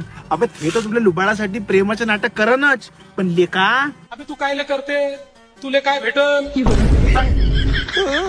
अरे प्रेमाच्या वाऱ्याशिवाय जीवनरूपी पान काही हलणार नाही. तुमच्या दोघांशिवाय हे प्रेमाचं बाळ कोणी पालणार नाही. अबे लग्न करताना, प्रेम करताना कास्ट बी पाहत जा, नाही तर किती आपटून घ्या, गाडी काही पुढे चालणार नाही. A few moments later. हा छोटासा चॅप्टर लगे हात बघून घेऊयात. तर तो आहे जस्टिस. आता जस्टिस कसं डिफाईन करणार? जस्टिस 2 प्रकारे डिफाईन करता येईल, की एखाद्या माणसावर अन्याय झालाय आणि त्याला न केलेल्या चुकीसाठी अटक केली आहे पोलिसांनी. ओके, त्याच्यानंतर मग तो न्यायालयात गेला, ते प्रूव्ह झालं की त्याने काहीच केलं नाही, सो त्याला रिलीज केलं गेलं. हा एक प्रकारे जस्टिस झाला, बरोबर. दुसऱ्या प्रकारे कसा झाला, की आता तुमच्या गावामध्ये फार सुख पडलंय, म्हणजे दुष्काळ पडलाय, मग तुम्ही आहे गावचे पाटील. बर, आता तर मुद्दा काय झाला की तुम्ही पाटील आहे, पण काही लोकांना एक 4-5 कुटुंब आहेत ज्यांना संध्याकाळी काय खाऊ याची पण वणवण आहे. सगळ्यांना तुम्ही एक पोतं दिलं गव्हाचं. ओके, आणि 1-2 महिन्याचा खाण्याचा प्रश्न संपवला. सो ह्या कंडिशन मध्ये तुम्ही त्यांना जस्टिस दिलंय का? मे बी यस आणि मे बी नॉट. ओके, तर असंही होईल की एक ती गोष्ट असते ना की तो तुमच्याकडे वर्षानुवर्ष काम करतोय. ओके, त्याच्यासाठी आता तुम्ही देव बनलात. पण तुम्ही त्याला रोज रोज जो म्हणजे किंवा जी सॅलरी आहे सो ती एवढी पण देत नाही जी रोज जगण्यासाठी उपयोगी. बट आता हे तुम्ही त्याला उपकार केल्यासारखं दाखवताय. हे एका प्रॉपर फिल्मचा सीन सारखं वाटतंय ना. बट मग ते काय झालं की त्याच्या ज्या इनइक्वॅलिटीज आहेत ते लपवून त्याला आपल्या उपकाराच्या ओझ्याखाली दाबण्यासारखं झालं. सो हे एका प्रकारे म्हणता येईल जस्टिस आणि इनजस्टिसही म्हणता येईल जर दुसऱ्या अँगलने बघितलं तर. According to cultural difference definition of justice, म्हणजे वेगवेगळ्या कल्चरनुसार डेफिनेशन त्याची बदलली. जसं भारतामध्ये जस्टिस काय की धर्म पाळा स्वतःचा. ओके, सोल्जर ने समोरच्या सोल्जर मारला, ओके, माणूस म्हणून त्याला आयुष्यभर ट्रॉमा राहिलाय की आपण दुसरा माणूस मारलाय, हे कायम त्याच्या लक्षात राहणार आहे. पण प्लेने त्याचा धर्म पाळलाय. ओके, तर हे सुद्धा जस्टिस. किंवा किंगने सोशल ऑर्डर पाळण्यासाठी काहीतरी रूल बनवले आणि तुमच्या विवेक बुद्धीला वाटते की हा रूल चुकीचा आहे. ओके, पण सोशल ऑर्डर पाळण्यासाठी तो बनवला गेलाय त्यामुळे बरोबर आहे असं, त्यामुळे त्याला जस्टिस म्हणावं लागेल. हे इंडियन कन्सेप्ट धर्मानुसार आहे.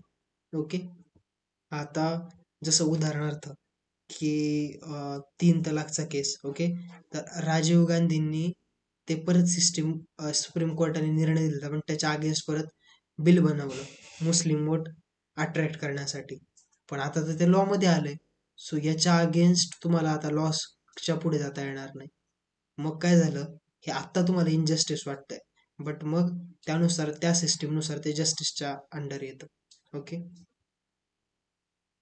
म्हणजे प्रत्येक सिस्टीमचे काही फ्लॉज आणि असतात.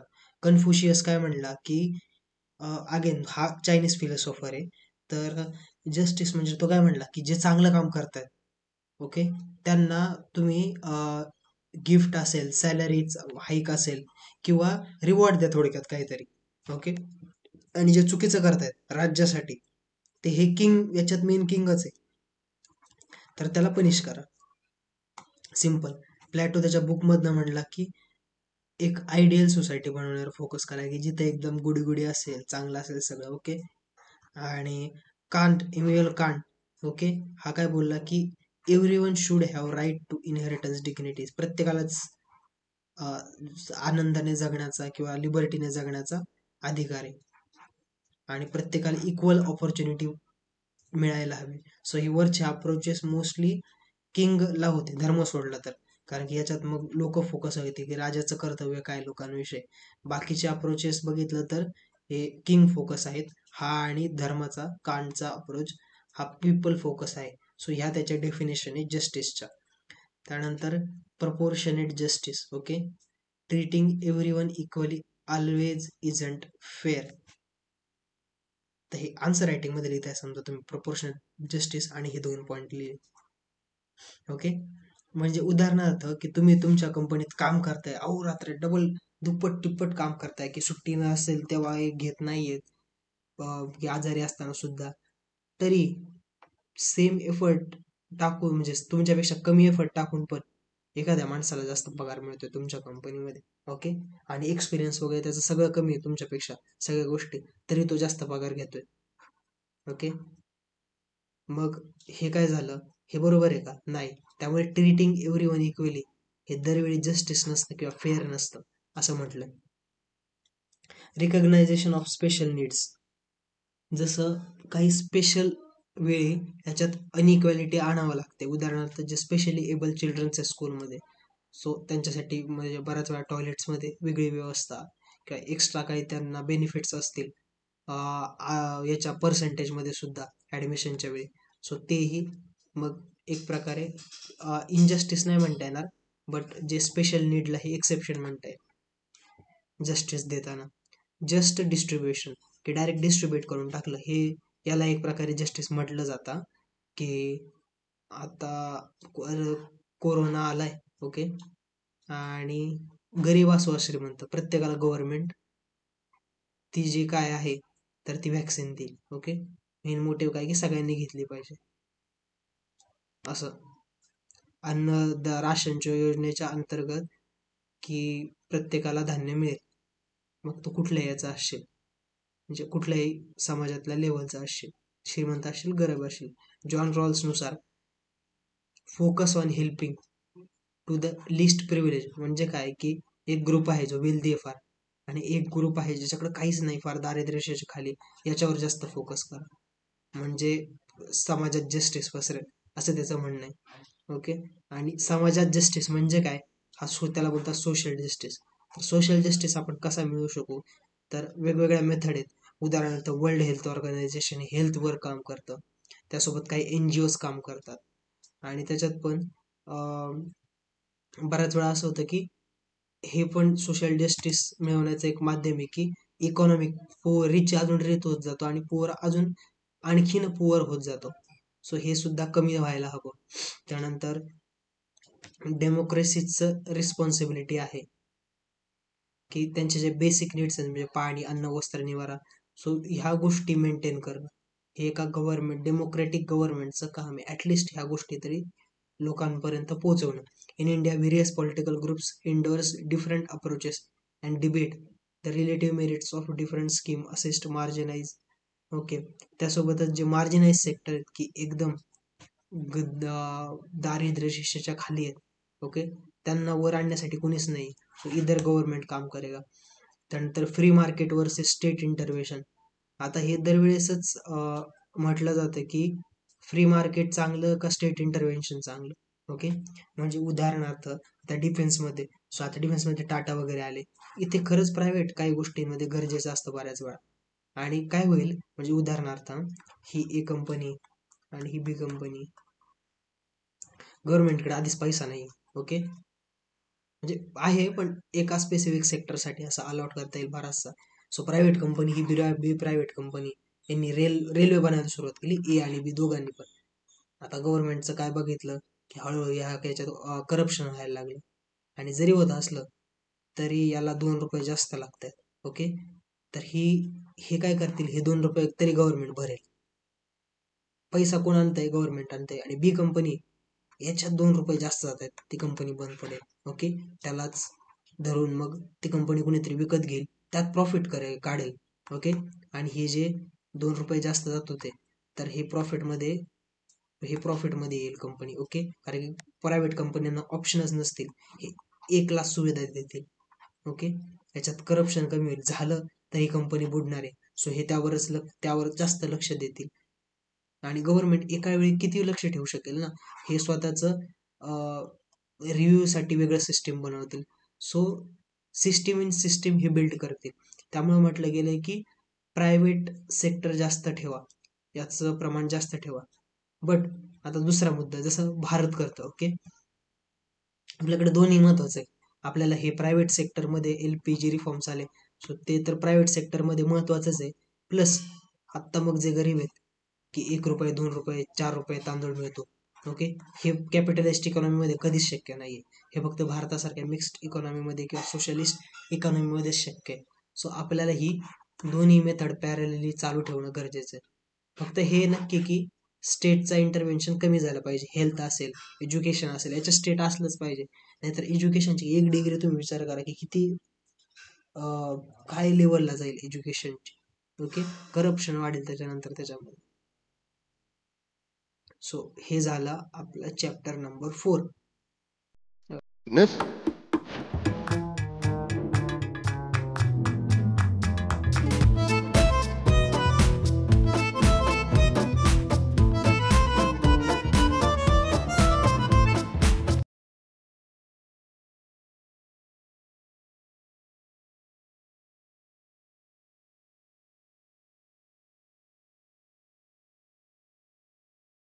चॅप्टरचं नाव आहे राईट्स.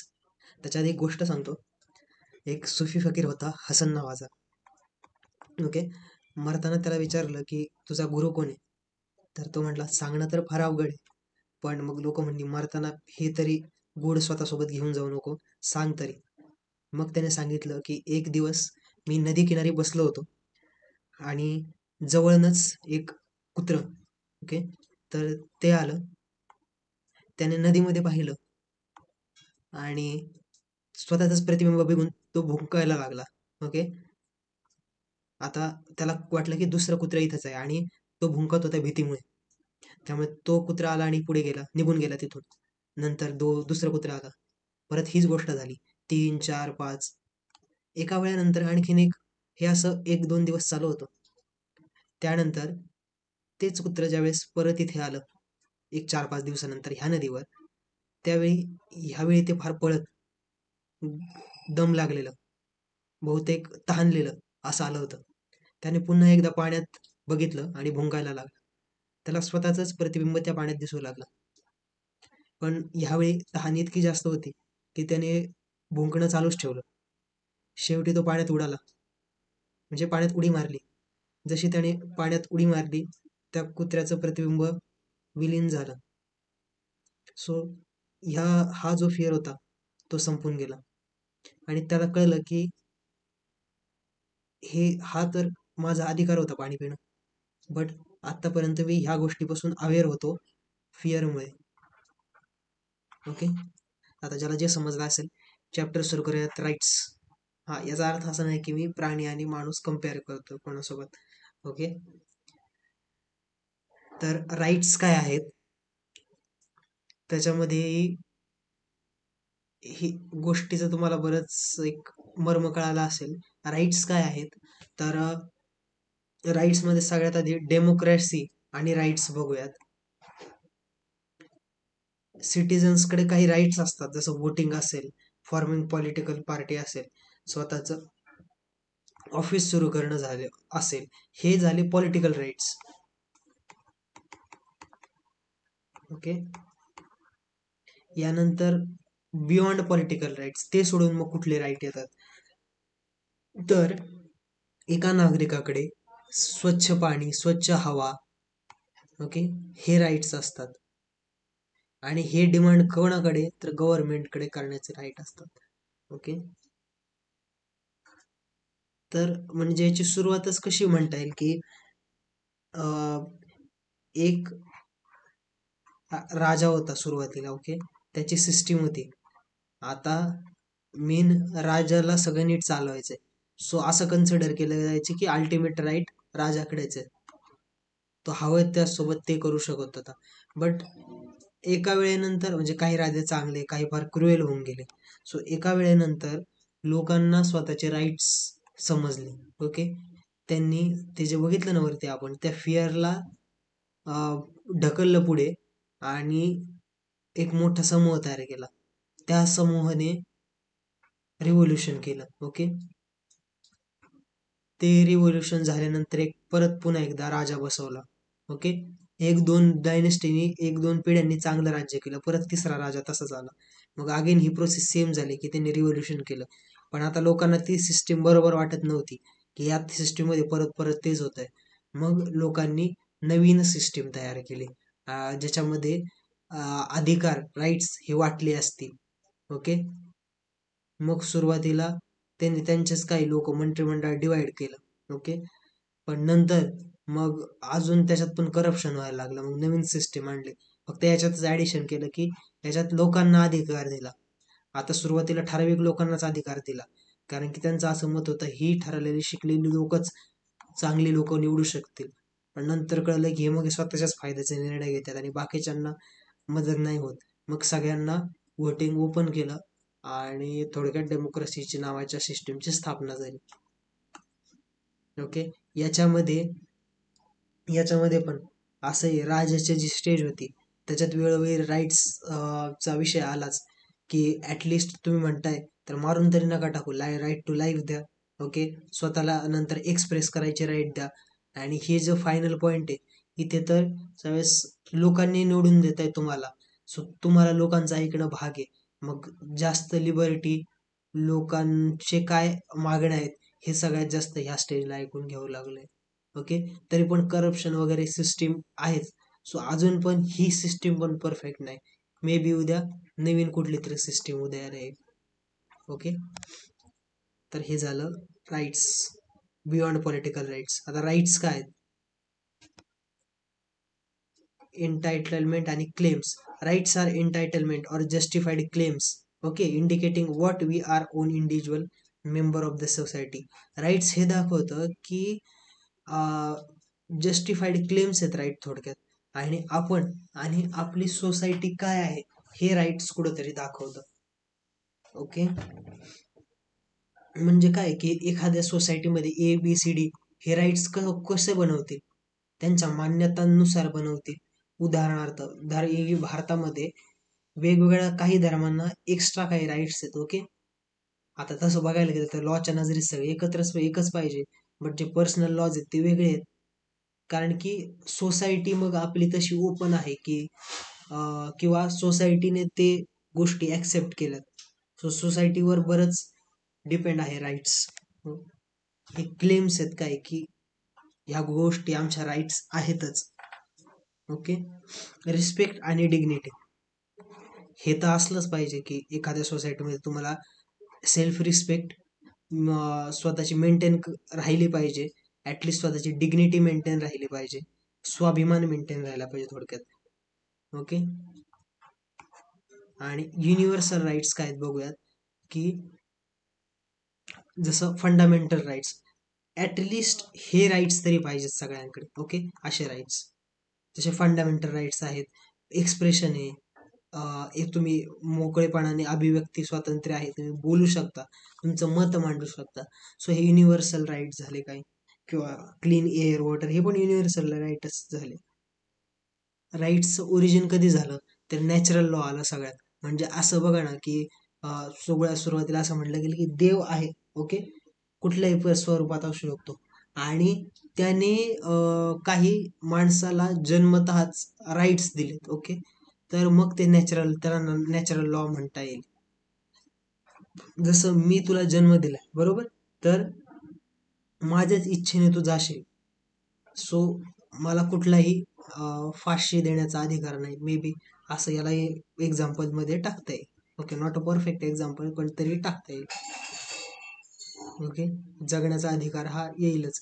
त्यानंतर ह्युमन राईट्स, हे ह्युमन राईट्स नॅचरल राईट पेक्षा जास्त पॉप्युलर आहेत आणि जे बेसिक आहेत, म्हणजे तुमचं डिस्क्रिमिनेशन नाही केलं जावं कुठल्याच याच्यावर, म्हणजे वुमेन, कास्ट, सेक्स या गोष्टींवर तुमचं डिस्क्रिमिनेशन नाही व्हावं. आणि युनिव्हर्सल ह्युमन राईट्समध्येच युनिव्हर्सल की हे कॉमन मिनिमम जगाने मान्य केलेत की हे आहेत म्हणून राईट्स आणि हे दिले पाहिजे. जसं प्रत्येकाला इक्वल ऑपॉर्च्युनिटी दिली गेली पाहिजे, त्याच्यावर ना त्याच्या जात, पंथ, धर्म, रंग या गोष्टी न हे करता धरता कन्सिडर करता, तर ते मग तो येईल मुद्दा युनिव्हर्सल ह्युमन राईट्समध्ये. ओके. लिगल राईट्स आणि स्टेट. आता स्टेट्स आणि राईट्सचं बघूयात की काय आहे नेमकी. तर claim for human rights appeal to moral self success depend on government support आणि लिगल रेकग्नेशन. म्हणजे काय की कुठलाही राईट जो आहे तर तो बरोबर आपल्याला केव्हा होईल, जेव्हा त्याला गव्हर्नमेंटचा सपोर्ट भेटेल. फक्त म्हणतात युनिव्हर्सल लॉ आहे ठीक आहे म्हणून आमच्या ह्याच्यात आम्ही पाळू आणि गव्हर्नमेंटचा मागणं सपोर्टच नसेल, ते फक्त दाखवायपुरतं ठेवत असतील तर लोक सुद्धा सिरियसली घेणार नाही. त्यानंतर लिगल रेकग्नायझेशन म्हणजे फक्त तोंडी असेल की अरे ही सती प्रथा वगैरे वाईट आहे बरं का, असलं करू नका भावांनो. लिगल रेकग्नायझेशन दिलं की हे वाईट आहे, हे करणं म्हणजे गुन्हा आहे, हे केल्यानंतर तुम्हाला इतकी इतकी काय समजा 10 वर्ष 15 वर्ष किंवा कुठलीही शिक्षा होईल, हे लिगली डिफाईन आहे. सो तेव्हा तो राईटला पॉवर मिळते. त्यानंतर स्टेट रोल इन राईट्स म्हणजे एखादं बिल काय राईटच आहे की ते फक्त बिल आहे, ते पुढे पास होतं, त्याचा लॉ बनतो. ओके. की तुम्हाला हे राईट्स मिळतील याच्या अंतर्गत, या सुधारणेच्या अंतर्गत.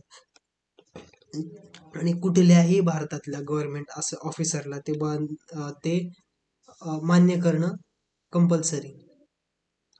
सो हे एक. त्यानंतर स्टेट रोल इन राईट्स. आता बघितलंच की आपण स्टेटचा रोल काय की जसं एज्युकेशन मिळवून देणं. ओके. 21 अमेंडमेंटनी 21A मध्ये आहे राईट टू एज्युकेशन. ओके. तर हे म्हणजे हे DPSP मध्ये मेन्शन होतं. तर मग काय की हे काम आहे स्टेटचं की हे जे बेसिक गोष्टी आहेत की ॲटलिस्ट वाचता यावं लोकांना, क्लीन एअर पाणी मिळालं. सो अशा रोल आहे स्टेटचा हे मेंटेन करणं, ॲटलिस्ट चांगली हेल्थ मिळावी. ओके. Kinds of right. तर आपण अगेन बघितलं की political right, equality before law आणि तर याच्यामध्ये आणखीन एक येईल की इक्वल प्रोटेक्शन ऑफ लॉ. आता याच्यात फरक काय आहे, इक्वेलिटी बिफोर लॉ आणि इक्वलिटी बिफोर लॉ आणि equal protection of law. So फरक एवढाच आहे की म्हणजे लॉ मध्ये जसं दिलंय तसं पालन करणे आणि बरं आणि अनेक वेळा की त्याच्या स्कोपच्या बियॉन्ड पण काम करणे. तर याच्यामध्ये काय येईल पहिल्या पॉइंटमध्ये की समजा लॉ मध्ये दिलंय, जसं राजीव गांधींनी कायदा केलेला की आता मुस्लिम महिलांना पोटगी नाही मिळणार किंवा तलाक जे सिस्टीम आहे. ओके. तर ते अनलॉफुल आहे थोडक्यात. ओके. ते दिसतंय की आपल्याला चुकीचं आहे पण लॉ मध्ये लिहिलंय. सो नो वन इज, सगळ्यांना सारखी शिक्षा आहे. ओके. त्यानंतर काय आहे की हा जो दुसरा मुद्दा आहे सो याच्यात काय येईल की काही स्पेसिफिक कंडिशनला म्हणजे उदाहरणार्थ की प्रत्येकाला 24 तासाच्या आत जास्तीत जास्त 24 तासानंतर बेल मिळावीच लागेल. ओके. जेलमध्ये नाही ठेवू शकत. पण आता तुम्ही टेररिस्ट घावलाय आणि तुम्हाला 24 तासात सोडून दे की बाबा राईट आहे माझा, सो ते तर नाही चालणार. सो असा डिफरन्स आहे. सो ह्या दोन्ही गोष्टी आहेत पॉलिटिकल राईट्समध्ये. व्होटिंग करणं हे पण किंवा जॉईन पॉलिटिकल पार्टीज, इलेक्शनमध्ये भाग घेणं हे तुमचा पॉलिटिकल राईट आहे. नाहीतर तुम्ही आता असं झालं की तुमच्यात कॅपॅसिटी आहे निवडून येण्याची आणि तुम्हाला उभंच राहून दिलं जात नाही इलेक्शनसाठी. ओके. सत्ता चालणारच नाही थोडक्यात. इकॉनॉमिक राईट्समध्ये काय येतं की ॲटलिस्ट बेसिक नीड तुमची पूर्ण व्हावी. ओके. जसं गव्हर्नमेंट काही सबसिडी पण देते की बेसिक इकॉनॉमिकल की एवढे जर नोकरी नाही मिळाली तुम्हाला एका स्पेसिफिक एज्युकेशन नंतर जर नाही मिळूपर्यंत एक स्पेसिफिक अमाऊंट गव्हर्नमेंट देईल, असं काही देशांमध्ये आहे. Cultural rights. ओके. काही गोष्टी ज्या कल्चरमध्ये इसेन्शियलच असतात सो तो आपला राईट म्हणता येईल. जसं प्रायमरी एज्युकेशन मदर टंग मध्ये, हे असं कंपल्सरी नाही, बट मी सांगतोय की ह्या अशा उदाहरणार्थ येऊ शकतं असं. कारण की स्वतःचं कल्चर हे कुठेतरी आयडेंटिटी असते. म्हणजे उदाहरणार्थ विचार करा ना की तुम्ही एका सोसायटीमध्ये राहताय, ओके, आणि फक्त हे हायपोथेटिकल सिच्युएशन आहे की तुम्ही लहानपणापासून मोठे होईपर्यंत, एक समजा पहिलीपासून 12वी पर्यंत जे काय ते ऑनलाईन शिकलाय, टेक्निकल नॉलेज भरपूर आहे तुम्हाला, फक्त ते तुम्ही एका रूम मध्ये बसून शिकलाय, याच्या बाहेर तुम्ही काय फारसं पडले नाहीत. ओके, तुम्हाला माहिती नाही आपले सण काय असतात किंवा काय असतं, इतर काही गोष्टी. तर तुम्ही 12वी नंतर बाहेर पडले, 4 मित्रांसोबत बसले, तर तुम्ही डिस्कस कुठली गोष्ट करणार आहे? ते एज्युकेशन काय केलं ते ते 24 तास बोलत बसणार आहे. ओके, तुम्ही काही कॉमन कल्चरल व्हॅल्यूज ज्या मिळवल्या असतील, सो त्याचा इफेक्ट तुमच्यावर होणार आहे. सो हे कल्चरल राईट्सचं महत्व फक्त मी सांगितलं. राईट्स आणि रिस्पॉन्सिबिलिटीज. ओके, प्रत्येकाच्या म्हणजे इंडिव्हिज्युअल लेवलला काय महत्वाचं की ओझोन लेअर प्रोटेक्ट करणं, म्हणजे जसं वॉटर एअर पोल्युशन आपल्या लेवलला तरी न करणं, याच्यामुळे इनडायरेक्टली दुसऱ्याचे राईट्स हार्म होतात. आणि महत्वाचं काय की respect for others right. Okay, शिवाय त्याच्यात तिसरा पार्ट होतो बॅलन्सिंग द राईट्स. म्हणजे राईट टू एक्सप्रेशन दिलंय म्हणून तुम्ही सोशल मीडियावर जाऊन कोणाच्या पोस्ट खाली काही पण शिवाय घालाल तर तुम्हाला अटक होईल. तुम्ही एक्सप्रेस होऊ शकता, पण एक सर्टन लिमिटमध्ये, दुसऱ्याचा रिस्पेक्ट न तोडता. म्हणजे जसं मी आधी म्हणलेलं की J.S. मिलने म्हणलेलं की त्याला एक छान वाक्य होतं की त्याच्या जवळ कोणीतरी त्याला समजा काठी किंवा तलवार आणली, समथिंग काहीतरी, सो त्याला विचारलं की अरे ही तर माझं फ्रीडम आहे तुला मारणं. तर मग तो म्हणला की your freedom is end where my nose is starting. Okay, माझी पर्सनल एक स्पेस आहे, सो त्याच्यात तू इंटरफेअर नाही करू शकत. ओके, आणि कन्क्लुजन मध्ये मग अगेन हेच येईल की बॅलन्स ठेवणं, हे बॅलन्सिंग महत्वाचं आहे. Okay, shape interaction, impose responsibilities on both individual. म्हणजे फक्त हे गव्हर्नमेंटचं काम नाही.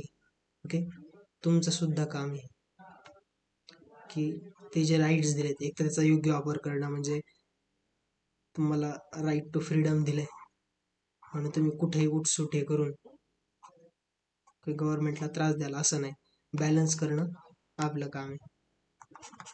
ओके, तर हा इथे संपला चॅप्टर. डन. नेक्स्ट चॅप्टरवर जाऊया आता. आपडी पापडी गुळाची पापडी, नमक लाडू तेल पाडू, तेलंगीचा एकच खान, दरवारे तेल सनवी दोन्ही कान. चाऊ म्याऊ चारा खाऊ पाणी पिऊ, आपण दोघे मिळून भुरळी उडून